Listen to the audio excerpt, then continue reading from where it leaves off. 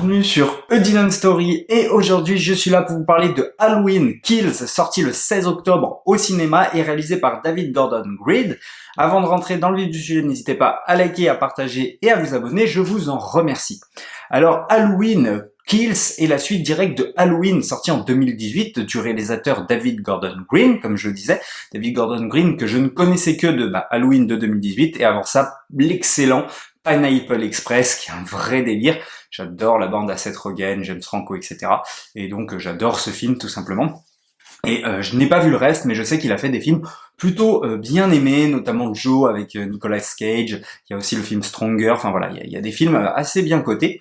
Et du coup, il s'est lancé dans une espèce de nouvelle trilogie de Halloween. Ce n'est pas vraiment un remake puisque c'est la suite directe du Halloween de John Carpenter et qui a décidé d'ailleurs d'effacer toutes les autres suites, donc c'est-à-dire Halloween 2, etc., n'existe pas dans le lore de ce Halloween-là. On a juste Halloween, le premier du nom, et ça va avec Halloween 2018, donc 40 ans plus tard, et là on a la suite directe. Donc si vous n'avez pas vu cet Halloween de 2018, je ne peux pas vous raconter le début de l'histoire de ce fameux Halloween Kills, donc passez votre chemin, si vous en foutez, restez. Alors Halloween Kills, de quoi ça va parler? On va retrouver nos personnages de Laurie, sa fille Karen et sa petite fille Allison, qui juste après avoir cramé Michael Myers, enfin en tout cas pensant l'avoir cramé, vont se faire conduire à l'hosto, et pendant qu'ils sont conduits à l'hosto, Michael Myers s'en sort et va continuer son carnage, son bain de sang, donc dans la même nuit, donc c'est vraiment la suite directe, les événements se passent directement à la fin du premier, ce qui est plutôt intéressant je trouve. Et du coup, voilà, c'est tout simplement la traque de Michael Myers par plein de personnages, parce qu'il va y avoir énormément de personnages introduits, et d'ailleurs Laurie, pour le coup, va être un peu plus en retrait que dans Halloween de 2018, d'ailleurs comme elle était dans Halloween 2 de l'époque. C'est assez marrant comment ces deux films se reflètent, ça je vais en parler un tout petit peu après. Et donc voilà, et ma première impression déjà, c'est que j'ai beaucoup aimé le film, moi pour le coup, et moi j'étais plutôt réticent du Halloween de 2018, mais c'est un univers que je ne connaissais absolument pas, puisque je n'avais pas vu le Halloween de Carpenter de l'époque, et là en fait je m'y suis mis dernièrement, ils sont passés sur RTL 9, Halloween 1 et Halloween 2, et ça m'a aidé à rehausser déjà le Halloween de 2018, et là j'aime encore plus ce Halloween Kills que le Halloween de 2018, il y a pas mal de références et on peut pas mal s'amuser au jeu des comparaisons, donc c'est assez intéressant je trouve, et c'est assez marrant et fou d'avoir décidé d'effacer tout ce qui s'était fait après Halloween de John Carpenter.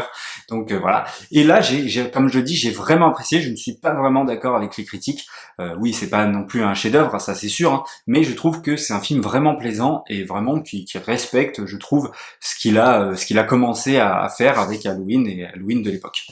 Du coup, on retrouve, comme je le disais, Laurie et donc Jamie Lee Curtis, qui joue très très bien mais qui est plutôt en retrait, et on va la retrouver un petit peu dans le personnage qu'elle jouait déjà dans Halloween, dans cet Halloween de l'époque, où c'est plutôt un personnage qui va être en retrait et qui va être hospitalisé, donc on va pas avoir vraiment beaucoup de scènes avec elle, et tout comme d'ailleurs l'était Halloween 2, et c'est assez marrant ce jeu des comparaisons, parce qu'il va y en avoir énormément, et pour quelqu'un qui s'était permis d'effacer, comme je disais, toutes les suites d'Halloween, et d'ailleurs en balayant l'idée que Laurie était la demi-sœur de Michael Myers, avec une phrase dans Halloween 1, on disait non ça c'est qu'une rumeur, une rumeur débile, donc ça effaçait totalement le Halloween 2 pardon, ça l'insultait même limite quelque part.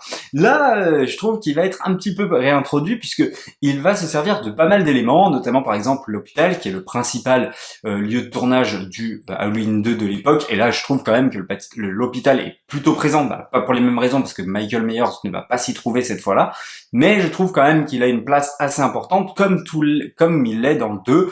On va retrouver aussi ce flic un peu gros qui est là dans le 2, et qui là joue le flic du 1, donc de la fille qui se fait tuer dans Halloween de John Carpenter, donc c'est pas les mêmes flics, mais quand même il y a cette petite référence. Et surtout, on va aussi retrouver énormément d'éléments du premier, encore plus que dans Halloween de 2018. Là, on va retrouver énormément d'éléments de John Carpenter, puisque déjà, on va reprendre le médecin de l'époque.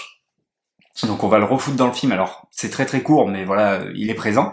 Et surtout, on va se servir des gamins qu'ils ont tous été présents dans le premier film et qui ont échappé aux griffes de Michael Myers pour les retrouver justement plus grands. Et j'ai trouvé ça plutôt intéressant. Alors j'ai essayé de regarder, je crois pas que c'est les mêmes acteurs hein, qui ont grandi, ils ont pris des nouveaux acteurs, mais je trouve ce cheminement plutôt intéressant dans le sens où c'est oui, peut-être un peu du fanservice entre guillemets, mais du fanservice au service de l'œuvre, je trouve.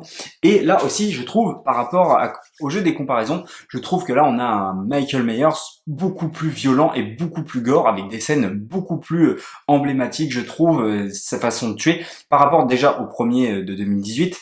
Je trouve qu'il est beaucoup plus violent, et même au jeu des comparaisons, je trouve qu'on peut le comparer justement à ce Halloween 2 de l'époque, qui était juste une machine à tuer, contrairement au 1, où c'était un petit peu plus, ça jouait un petit peu plus sur la peur. Là, c'est un petit peu la même chose, je trouve pas que le film joue beaucoup sur la peur, mais plus sur le gore, et voilà, on sent que c'est une bête, voilà, on sent que c'est quelque chose d'autre qu'un homme, Michael Myers, et voilà, et ça va être un bain de sang, et c'est plutôt jouissif, et j'ai vraiment apprécié cette histoire. J'ai aimé aussi un petit message du réalisateur à un moment donné, c'est que les bêtes peuvent en créer d'autres, et ça c'est plutôt intéressant, avec un passage justement dans l'hôpital, que j'ai trouvé vraiment sympathique, et qui aurait pu être encore un peu plus développé. Et comme je le disais par contre, elle est très en retrait. On sent que Allison peut prendre hein, le succès de Laurie dans le film à tout moment, donc la petite fille hein, de Laurie, d'ailleurs qui joue très bien, qui est campée par... Hop, je vais vous dire ça tout de suite. En attendant, je vous dis, la musique aussi est très bonne, hein, qui est toujours de John Carpenter, mais qui est associée à d'autres. Voilà, qui est Andy Matichak et qui joue très bien. Et d'ailleurs, on retrouve la plupart des acteurs qui ont survécu de Halloween, premier du nom. Et je trouve, bah voilà, ce film vraiment sympa, vraiment qui est ancré dans des bonnes bases. Et j'apprécie vraiment ces films. Et donc, j'ai hâte d'être le 19 octobre 2022, il me semble, si tout va bien, pour conclure hein, cette trilogie qui n'en est pas vraiment une puisqu'elle est reliée avec le jeune Carpenter. Malgré tout, vous voyez, j'ai pas trop parlé de la réalisation parce que j'en ai pas grand chose à dire dans le sens où il y a rien dont je n'ai jamais vu et ça reste très classique, mais ça reste classique et efficace. Donc voilà, moi ça m'a diverti, ça a fait son boulot, ça m'a parfois fait rire.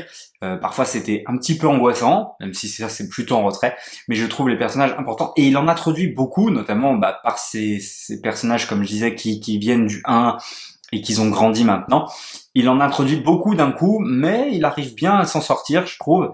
Donc voilà, et bon, Michael Myers, ça reste le mec invincible et tout. Enfin voilà, il y a des petites scènes un peu gaguesques, ça c'est sûr, mais moi ça m'a pas empêché de kiffer ce film, voilà. Donc moi, je vous invite vraiment à aller voir Halloween Kills. C'est un bon film, justement, d'Halloween, tout simplement. Donc voilà. Et moi, je vais me pencher vraiment sur le cas Halloween. Je vais essayer de tous les continuer. Malheureusement, RTL9 a arrêté la diffusion des Halloween. Ils ont fait juste Halloween 1, Halloween 2 et Halloween de 2018. Mais là, je vais essayer de me procurer un peu tous. Parce qu'apparemment, il y a des vrais délires. Il y en a, ils sont vraiment nuls. Il y en a, ils sont un petit peu meilleurs. Donc voilà. Et il y a le remake aussi de Rob Zombie. Donc voilà. Là, on n'est pas vraiment dans un vrai remake de celui de 2018, mais par contre celui de Rob Zombie est un vrai remake. Donc voilà, j'ai hâte de plus en découvrir de cet univers parce que là j'en ai bouffé là en 2-3 jours là du Halloween et franchement je prends mon pied, donc j'ai hâte de continuer cette découverte là, cet univers là. Donc n'hésitez pas à me dire si vous aussi vous aimez, si vous n'avez pas aimé le film ou si vous l'avez aimé dans les commentaires. Oui ou non, pourquoi hein. Moi, en tout cas, je ne boude pas mon plaisir, j'ai vraiment adoré ce film et je suis un petit peu réticent vis-à-vis des critiques de ce film. Hein. Moi, je trouve que c'est un film qui fait son boulot, voilà. N'hésitez pas, comme d'habitude, à liker, à partager, à lâcher un petit commentaire, justement pour qu'on débatte un petit peu de ce film. Et nous, on se dit à la prochaine pour une prochaine histoire.